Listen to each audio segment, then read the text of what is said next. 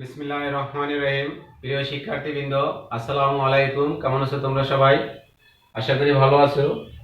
আজকে আমরা পদার্থবিজ্ঞান প্রথম পত্র এর দ্বিতীয় অধ্যায় অর্থাৎ ভেক্টর অধ্যায়ের আমরা স্কেলার গুণনের ব্যবহার নিয়ে কিছুটা আলোচনা করব। গত ক্লাসে আমরা স্কেলার গুণনের প্রক্রিয়া সম্পর্কে জেনেছিলাম। স্কেলার গুণনের প্রক্রিয়া থেকে আমরা জেনেছিলাম স্কেলার গুণন, যেমন মনে করি দুটি ভেক্টর যদি হয়, একটি ভেক্টর এ ডট বি যদি হয়, তাহলে আমরা বলেছিলাম এ ডট বি সমান সমান হবে এ বি কস থিটা, এবং উপাংশে বিভাজিত থাকলে আমরা বলেছিলাম এ ডট বি সমান সমান হবে এ এক্স বি এক্স যোগ এ ওয়াই বি ওয়াই যোগ এ জেড বি জেড। তাহলে আজকে আমরা এদের ব্যবহার সম্পর্কে একটু জানার চেষ্টা করব। প্রথমে আমরা দুটি ভেক্টর নেই, মনে করি পি একটি ভেক্টর, পি সমান সমান হচ্ছে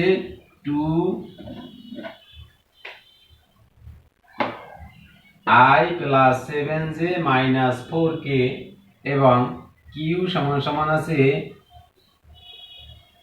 9j প্লাস 5k। তাহলে আমরা দেখতে পাচ্ছি এখানে এই কিউ ভেক্টরের এক্স অক্ষ বরাবর উপাংশ নেই। যদি না থাকে তাহলে এটাকে আমরা একটু মডিফাই করে লিখতে পারি 0i plus 9j plus 5k। এটা না লিখলেও চলে। তার মানে কি, যে উপাংশটা নাই সেই উপাংশটাকে আমাদের জিরো ধরতে হবে। এরকম যদি অন্য উপাংশ না থাকে তাহলে সেটাকেও আমাদের জিরো ধরে হিসাব করতে হবে। তাহলে এখন যদি আমরা পি ডট কিউ করি, কি করব আমরা? যদি আমরা পি ডট কিউ করি, পি ডট কিউ সমান কত হবে? আমরা জানি যে পি ডট কিউ সমান কত হবে? P X Q X. তাহলে কত আসে আমাদের? এখান থেকে দেখো যে আসবে পি এক্স কিউ এক্স যোগ পি ওয়াই কিউ ওয়াই যোগ পি জেড কিউ জেড। তাহলে পি এক্স কত? 2।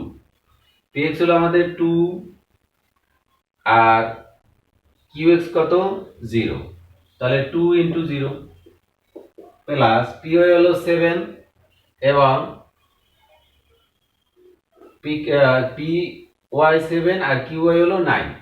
তাহলে কত আসতেছে? 7 ইন্টু 9 প্লাস পি জেড হলো -4, আর কিউ জেড হলো আমাদের 5। এটা হলো আমাদের -4 5। তাহলে কত হয়? -4 ইন্টু 5। তাহলে আসে কত আমাদের? 0 প্লাস 7 নং 63 আর -20। কত আসলো আমাদের? 20 যদি হয় 63 থেকে 20 গেলে থাকে কত আমাদের? 43। তাহলে পি ডট কিউ সমান কত পেলাম আমরা? 43। অর্থাৎ এই রকম যদি দুটি ভেক্টরকে আমাদের ভাগ করে দেওয়া, উপাংশে ভাগ করে দেওয়া থাকে, তাহলে তাদের ডট গুণন আমরা বের করতে পারি। যাই হোক, এরপরে যে কাজটা আমরা করবো, এই ডট গুণনের এই প্রক্রিয়া থেকে আমরা আরো একটা কাজ করতে পারি। যেমন এই যে পি এবং কিউ, পি ডট কিউ সমান কত জানি আমরা? P Q cos theta. তাহলে থিটাটা কি ছিল আমাদের সূত্রে? থিটা ছিল পি ও কিউ এর মধ্যবর্তী ক্ষুদ্রতর কোণ। তাহলে থিটার মান ওইখান থেকে আমরা বের করে দিই। তাহলে এখান থেকে আমরা লিখতে পারি কত? থিটা cos থিটা সমান সমান আসে পি ডট কিউ ভাগ P Q, P dot Q ভাগ পি কিউ। তার মানে পি ডট কিউ আমরা জানি কত? পি এক্স কিউ এক্স যোগ পি ওয়াই কিউ ওয়াই যোগ পি জেড কিউ জেড ভাগ পি সমান কত জানি আমরা? 2 বার পি এক্স স্কয়ার যোগ পি ওয়াই স্কয়ার যোগ পি জেড স্কয়ার, এবং কিউ কত আমরা জানি? কিউ এক্স স্কয়ার যোগ কিউ ওয়াই স্কয়ার যোগ কিউ জেড স্কয়ার এর বর্গমূল। তাহলে এই মানগুলো যদি আমি বসিয়ে দিই, তাহলে কিন্তু আমি কি পেয়ে যাব? cos থিটার মান পেয়ে যাব। সুতরাং থিটা সমান কত আসবে? তাহলে এখানে থেকে আমরা লিখতে পারি কত? থিটা বা থিটা সমান cos ইনভার্স এটা। তাহলে এই মানগুলো বসিয়ে দিয়ে আমরা কি করতে পারবো? যে পি ও কিউ এর মধ্যবর্তী কোণ কত সেটা আমরা বের করতে পারি। এই পি ও কিউ এর মধ্যবর্তী কোণ যদি আমাদের থিটার মান বের করে আমরা দেখি 90 ডিগ্রি, তাহলে আমরা বলতে পারবো ভেক্টর দ্বয় পরস্পর লম্ব। তাহলে ভেক্টর দ্বয় পরস্পর লম্ব, অবশ্যই এটা হিসাব করার একটা সহজ পদ্ধতি আছে, যে P dot Q, P dot Q সমান যদি 0 হয়, 0 হলে পি ও কিউ পরস্পর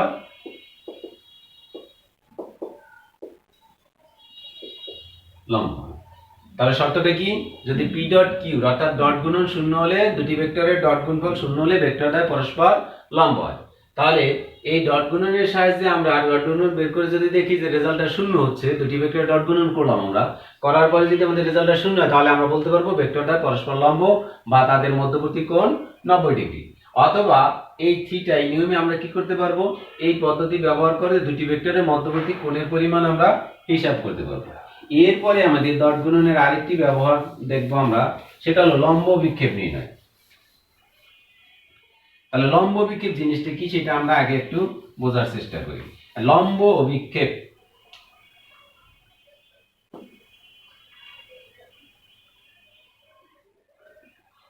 লম্ব বিক্ষেপ কোন একটি ভেক্টর থেকে অপর একটি ভেক্টরের উপরে যদি লম্ব টানা হয় তাহলে সেই লম্বর পাদবিন্দুদ্বয়ের মধ্যবর্তী যে দূরত্ব, লম্বদ্বয়ের পাদবিন্দুর মধ্যবর্তী যে দূরত্ব, সেটাকে কি বলবো আমরা, লম্ব অভিক্ষেপ।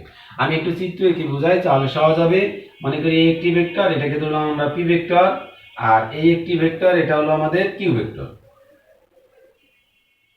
তাহলে এই ভেক্টর থেকে এই ভেক্টরের উপর যদি দুটি লম্ব টানি,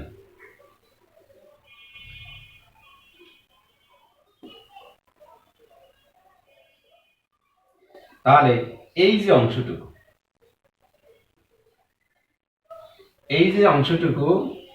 এই অংশটুকু যদি আমরা এটা ধরি, আমরা পি কিউ, এটাকে ধরি ও এবি ধরি, এটাকে সিডি ধরি, আর এটাকে ধরি আমরা ও, তাহলে ওডি। তাহলে এই যে ওডি অংশটা, এই ওডি হলো কি তাদের লম্ব বিক্ষেপ। কার লম্ব বিক্ষেপ? এবি এর লম্ব বিক্ষেপ। কার উপরে লম্ব বিক্ষেপ? সিডি এর উপরে লম্ব বিক্ষেপ। তার মানে পি এর লম্ব বিক্ষেপ কার উপরে? কিউর উপরে। তাহলে পি এর লম্ব বিক্ষেপ যদি হয় তাহলে আমরা এখান থেকে যদি আমরা বলি, তাহলে এই যে ওডি অংশটা, এই ওডি আর এটাকে যদি আমরা ও ই ধরি, এ ই, তাহলে ও ডি এবং এ ই পরস্পর সমান্তরালে সমান। তাহলে এই কোণটা যদি থিটা হয় তাহলে আমরা বলতে পারি এই কোণটাও কত? থিটা। অর্থাৎ পি এবং কিউ এর মধ্যবর্তী কোণ থিটা। তাহলে এই কোণটা যদি থিটা হয় তাহলে কোণের এদিক বরাবর অংশ ভেক্টর বিভাজনের ক্ষেত্রে আমরা পেয়েছিলাম কত? এই অংশটা কত হবে আমাদের? এদিক বরাবর অংশ হবে পি cos থিটা। যেদিকে কোণ থাকে সেদিক বরাবর আমরা জানি কত? cos theta. তার মানে পি এর অভিক্ষেপ কত পাচ্ছি? P cos theta. কার দিকে? কিউ এর দিকে। তার মানে আমরা বলতে পারি পি এর উপরে কিউ এর লম্ব বিক্ষেপ, সহজে বলি আমরা, কার উপরে?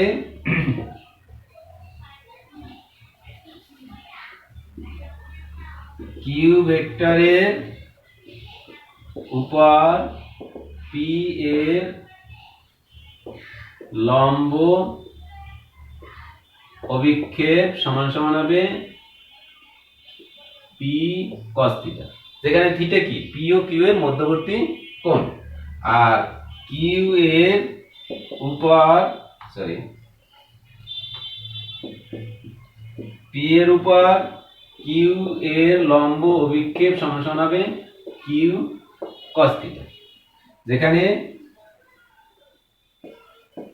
থিটা হলো পি ও কিউ এর মধ্যবর্তী কোণ।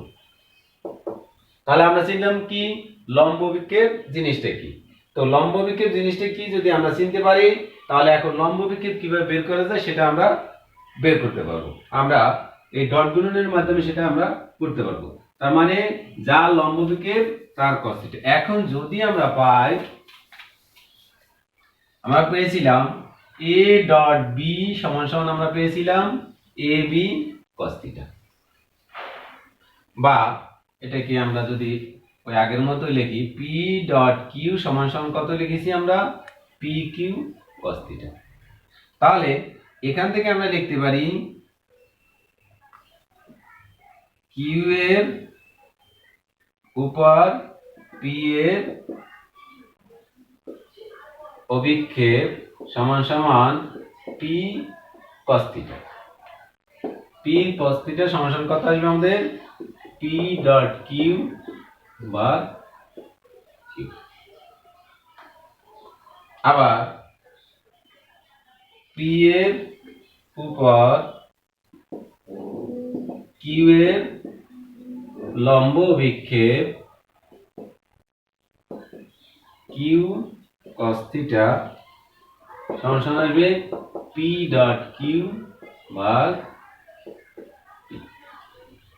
তাহলে এভাবে আমরা কি করতে পারি যে এই ডট গুণন ব্যবহার করে p ডট কিউ সমান সমান আমরা জানি এটা, তাহলে ডট গুণন ব্যবহার করে আমরা কি করতে পারি কোন একটি ভেক্টরের উপর অপর একটি ভেক্টরের লম্ব বিক্ষেপ বের করতে পারি। এটাকে আমরা এভাবে লিখতে পারি p ডট কিউ এর পরিবর্তে আমরা লিখব px qx যোগ py qy যোগ pz qz, আর q সমান সমান কত রাখি আমরা √ qx স্কয়ার যোগ qy স্কয়ার যোগ qz স্কয়ার। আবার এখানে কি করতে পারি আমরা px qx যোগ py qy যোগ pz qz ভাগ হবে √ px স্কয়ার যোগ py স্কয়ার যোগ pz স্কয়ার। তাহলে এই সমীকরণগুলো আমরা ব্যবহার করে কি লম্ব বিক্ষেপ বের করতে পারি, কোন একটি ভেক্টরের উপর অপর একটি ভেক্টরের লম্ব বিক্ষেপ আমরা বের করতে পারি। তো স্কেলার গুণনের আরো তো একটি ব্যবহার যদি আমরা জানি তাহলে আমরা দেখতে পাবো যে স্কেলার গুণনের সাহায্যে কোন একটি ভেক্টরের মান বের করা যায়। যেমন আমরা একটি ভেক্টর মনে করি p, এই p সমান সমান হচ্ছে pxi যোগ pyj যোগ pj। তাহলে এখন দেখো যদি আমরা p ডট p করি তাহলে কি আসবে px px যোগ py py যোগ pz pz। তাহলে কত আসে আমাদের px স্কয়ার যোগ py স্কয়ার যোগ pz স্কয়ার। এটা সমান সমান কত জানি আমরা p স্কয়ার। তার মানে p সমান সমান আসে √ px স্কয়ার যোগ py স্কয়ার যোগ pz স্কয়ার। তাহলে এখান থেকে আমরা কি দেখলাম ডট গুণনের মাধ্যমে আমরা দুটি ভেক্টরের কোন একটি ভেক্টরের মানও নির্ণয় করতে পারি, কোন একটি ভেক্টরের মান নির্ণয় করতে পারি আমরা ডট গুণনের সাহায্যে। তাহলে যদি কোন একটি ভেক্টরের মান আমরা বের করতে পারি ডট গুণনের সাহায্যে তাহলে ওই ভেক্টরের দিকে একটি একক ভেক্টরও আমরা বের করতে পারব। যাই হোক, ডট গুণনের আজকে আমরা অনেকগুলো ব্যবহার দেখলাম। এখন আমরা খুব সহজে একটি লম্ব বিক্ষেপ নির্ণয় করার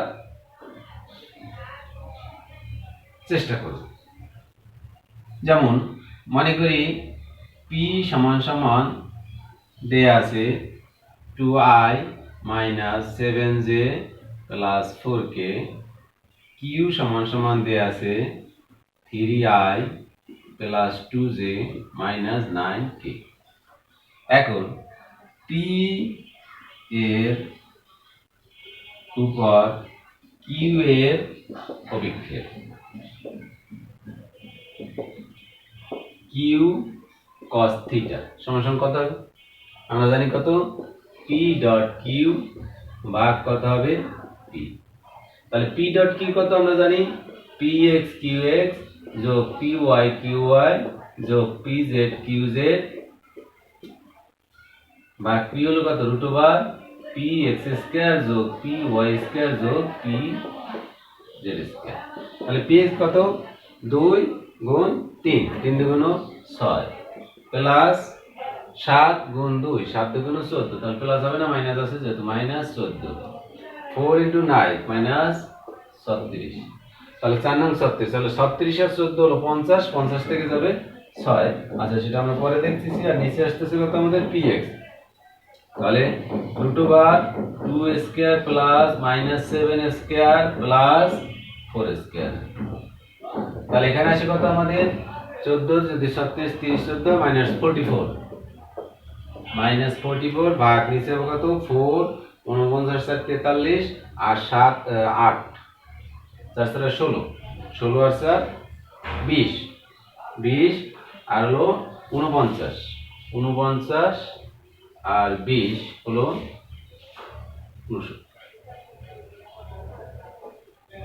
60। তাহলে আমরা কি পেলাম p এর উপরে q এর অভিক্ষেপ পেয়ে গেলাম। এভাবে আমরা স্কেলার গুণনের বিভিন্ন ব্যবহার সম্পর্কে আমরা অবগত হলাম। আমাদের বইয়ে যে অঙ্কগুলো আছে সেগুলো আমরা বাসায় সমাধান করার চেষ্টা করব। ইনশাআল্লাহ অনেক সহজ সহজ অঙ্ক আছে, আমরা ইনশাআল্লাহ পারবো। আজকে এই পর্যন্ত, আগামী ক্লাসে আবার দেখা হবে। আল্লাহ হাফেজ।